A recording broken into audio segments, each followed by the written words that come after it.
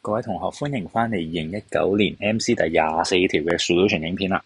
咁咧佢就話有一粒 cell 係6 voltage 嘅，係6伏嘅。咁啊冇 internal resistance 啦。咁啊有3隻 identical resistor。咁就 ammeter、voltmeter 全部都 ideal。咁就問你個 voltmeter reading 啦，即係叫你揾 PD，揾 potential difference。咁啊嚟啦，長正短負啦，啲電向左行。首先咧會經過第一隻嘢，跟住咧就會分咗做一個 parallel circuit，OK，然之後咧理論上咧就應該係會依個嘢就會 short 咗佢啦，所以理論上上面咧 suppose 就應該冇電到噶啦，咁所以咧就會係咁樣玩啦，係啦，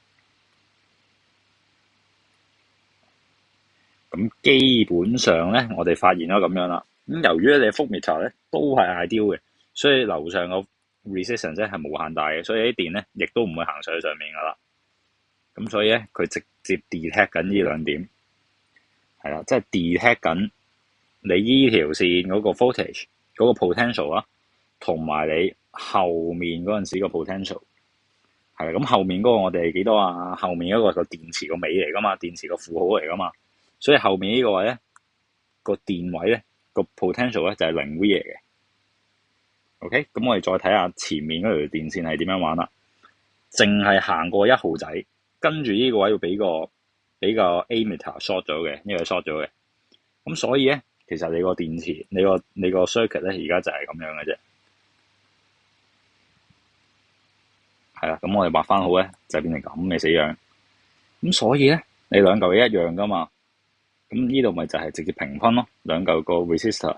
咁所以每一嚿就係3 V 啊。咁所以佢 detect 到嘅嘢就係3 V 啊，答案就係 C 啊。